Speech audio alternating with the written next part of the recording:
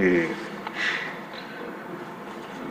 Excise policy మీద ఈ శ్వేతపత్రాన్ని సమర్పించిన విధానం చాలా లోతుగా ఉంది, సమగ్రంగా ఉంది.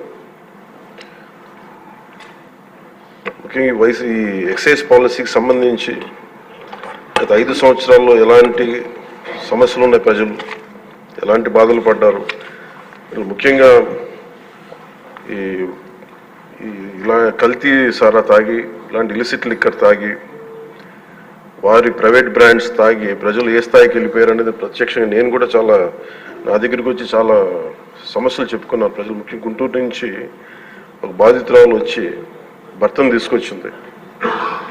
భర్తను తీసుకొచ్చి నా భర్త నన్ను కొట్టేస్తున్నాడు, మీరు మాట్లాడండి, వీళ్ళు మందు తాగిని చెప్పి ఆవిడ పాపం బాధపడుతుంటే ఉన్న దెబ్బలు చూపించింది. భర్తను అడిగితే భర్త ఏమన్నాడంటే, నేను ఎప్పుడు ఇలా చేసేవాడిని కాదు, మందు తాగగానే నాకు అట్లా అయిపోతుంది, ఇది నర్వస్ డిజార్డర్ వచ్చేస్తుంది, న్యూరలాజికల్ డిజార్డర్ వచ్చేస్తుంది అనేది తర్వాత దీంట్లో తెలియదు అధ్యక్ష.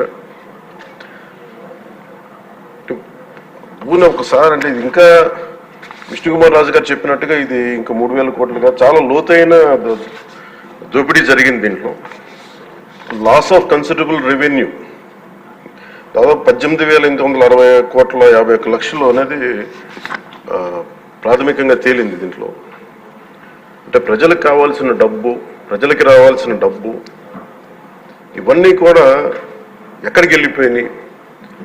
నిన్న ప్రధానమంత్రి గారు మనకి కేంద్రం బడ్జెట్లో మనకి 15,000 కోట్లు ఇవ్వగానే ఇందాక గౌరవ ముఖ్యమంత్రి గారు చెప్పినట్టుగా మనం అందరం చాలా ఆనందపడ్డాం. అంటే దీంట్లోనే నిజంగా ఈ 15,000 చిల్లర కోట్లు మనకు వచ్చిందంటే అసలు క్యాపిటల్కి ఇబ్బంది కూడా ఉండేది కాదు. పోలవరం చాలా వరకు అయిపోయింది.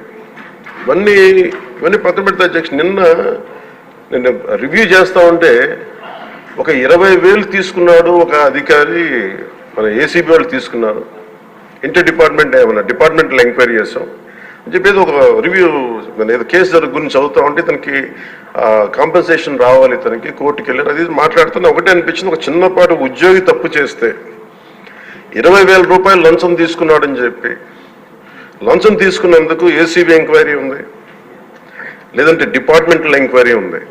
అలాంటిది రాష్ట్ర వ్యవహారాలు నడిపే ముఖ్యమంత్రి కానీ వారికి సంబంధిత సభ్యులు కానీ స్టేట్ ఎక్స్చెకర్కి 18,860 కోట్ల రూపాయలు పైచులకు ప్రప్రథమంగా ఇక్కడే మనకి తేలుతూ ఉంటే వీళ్ళు శిక్ష పడకుండా ఎలా తప్పించుకుంటారు? శిక్ష పడాలి. మనకి నైతిక బలం, నైతిక హక్కు ఎలా ఉంటుంది అధ్యక్ష? మనకి ఒక అధికారి 20,000 రూపాయలు నువ్వు తప్పు చేశావని చెప్పి ఏసీబీకి పట్టిస్తున్నావు. వీళ్ళేమో దారుణంగా 18,000 కోట్లు అటు ప్రజల్ని కనీసం వాళ్ళ క్వాలిటీలు మన లిక్కర్ మనకి తాగాలని చెప్పి ఎవరిని మనం కూర్చోబెట్టి మనం పెంపొందించట్లా. ఓకే, ఒక వ్యసనం అనుకోండి, దానికి ఏదైనా పేరు పెట్టుకోండి. ముఖ్యంగా మనకి మద్యపాన నిషేధం అనేది చాలా చాలా కష్టమైన విషయం, ముఖ్యంగా ఆంధ్రప్రదేశ్.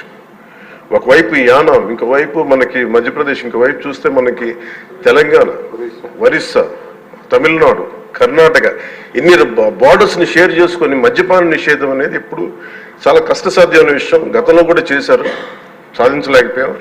ఇప్పుడు రెగ్యులేట్ చేయాల్సిన అవసరం ఉంది.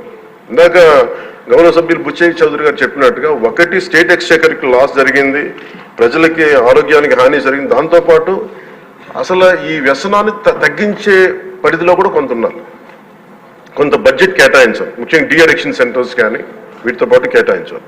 అది కూడా సూచన బుచ్చి చౌదరి గారు చెప్పిన సూచన కూడా మనం పరిగణలో తీసుకోవాలి అధ్యక్ష.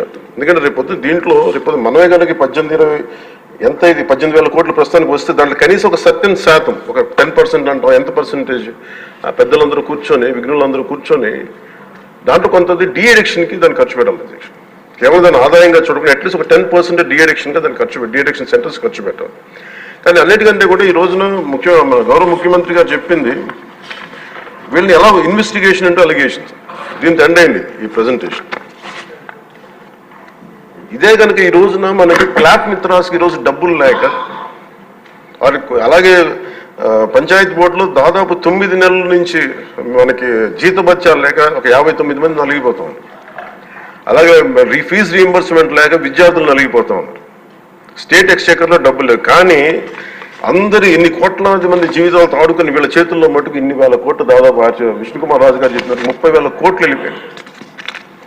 18,000 కోట్లు ముందస్తుగా తెలుస్తుంది కానీ ఇంకా లోతుగా చూస్తే అది చాలా పెద్ద ఇది స్కామ్, ఇది దోపిడీ. వీటిని కనుక మనం వదిలేస్తే తప్పు చేసిన వాళ్ళని గత ప్రభుత్వం సంబంధించిన ఇది ఇట్స్ నాట్ అబౌట్ వెండట పగా ప్రతీకారం కాదు, కానీ వీళ్ళని స్వేచ్ఛగా కనుక వదిలేస్తే వాళ్ళ అదృష్టవశాత్తు ఈరోజు వాళ్ళకి లేరు. వాళ్ళు కనుక ఉండుంటే వాళ్ళకి నిజంగా వాళ్ళకి సమాధానం చెప్పాల్సిన పరిస్థితి ఉండేది. తప్పించుకొని పారిపోయారు వాళ్ళు ఈరోజు, తప్పించుకొని పారిపోయారు వాళ్ళు. We have to make them accountable అధ్యక్ష. వాళ్ళు we have to bring them into accountability. They have to be penalised. వాళ్ళు దయచేసి గౌరవ ముఖ్యమంత్రి గారికి నేను మీ తరపు నుంచి ఆయనకి తెలియజేసుకున్నాను అధ్యక్ష, దయచేసి వీరిని please we have to penalise them sir. వాళ్ళకి సరైన శిక్ష పడాలి సార్. వీళ్ళకి తప్పించుకోవడానికి కుదరదు సార్. ఏదంటే రేపు పొద్దున ఒక ట్రాఫిక్ కానిస్టేబుల్కి బలం ఇవ్వాలి అంటే ఆపగలమంటే వాళ్ళు ఏమంటారు సార్ లోపల? నేను చిన్నపాటి కానిస్టేబుల్ అయితే నాకేమనిపిస్తుంది, మీరు పెద్దోళ్ళు అయితే వదిలేస్తారు, మమ్మల్ని అయితే పట్టుకుంటారంటారు సార్. మనకు రూలింగ్కి, గవర్నెన్స్కి, అడ్మినిస్ట్రేషన్కి నైతిక బలం పోతుంది అధ్యక్ష. ఐ రిక్వెస్ట్ యూ, నేను మిమ్మల్ని ఉద్దేశించి అందరినీ హౌస్ మెంబర్స్ గౌరవ సభ్యులందరినీ గౌరవ ముఖ్యమంత్రి గారిని అడుగుతున్నాను అధ్యక్ష మీ ద్వారా. They have to be punished and they have to be penalized whoever they are. ఇది వెండెట్ట పగ ప్రతీకారాలతో కాదు, కానీ we promised that we will bring back accountability. We promised we were going to give a clean and clear governance. We have to live up to it. Thank you.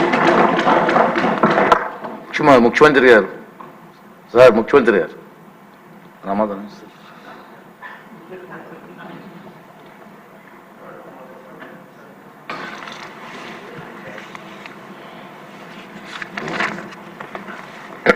అధ్యక్ష,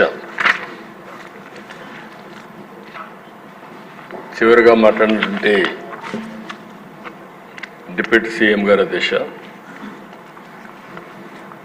చాలా స్పష్టంగా ఆయన మీరు చెప్పారు. ఎందుకంటే అధ్యక్ష, ఒకటి తప్పు చేసిన వాళ్ళని పనిష్ చేయాలి, దర్ ఇస్ నో కాంప్రమైజ్. రెండోది, ఇప్పుడే విష్ణుకుమార్ రాజు గారు కూడా నేను చెప్పిన ఫిగర్కి డిఫర్ అయ్యాను.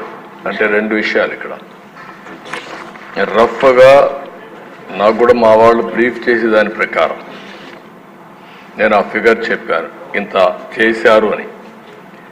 రెండు సైమల్టేనియస్గా stream 2 NDPL non duty liquor paid అంటే ఏదైతే ఇంత మునుపు కోన రవికుమార్ వాళ్ళు మాట్లాడారు, మ్యానుఫ్యాక్చర్ చేసి ట్యాక్సెస్ అన్నీ కట్టకుండా బేసిక్ ప్రైస్తోనే షాపులో అమ్ముకోవడం. బేసిక్ ప్రైస్ ఎంత ఉంది? 16 రూపాయలు ఉంది. 220 రూపాయలు చేసే బాటలు 16% అంటే 40 రూపాయలు దగ్గర దగ్గర. ఎంత మిగిలిన దాంట్లో మొత్తం కలిసి 180 పైన మిగులుతుంది ఒక బాటల్కి. గవర్నమెంట్కి వచ్చేది, వాళ్ళకు పోయేది 16 రూపాయలు 100 రూపాయలకి, మిగిలింది గవర్నమెంట్కు 84% వస్తుంది. అలాంటిది పెద్ద ఎత్తున జరిగిందని నేనే చెప్పాను, లెక్కలు చెప్పాను. ఈ రెండు స్ట్రీములు లెక్కేసుకుంటే ఎంత జరిగిందో మనకు ఒక ఐడియా వస్తుంది. ఇప్పుడే మిత్రులు లక్ష్మణ్ గారు మిగిలిన మాట్లాడినప్పుడు చెప్పారు,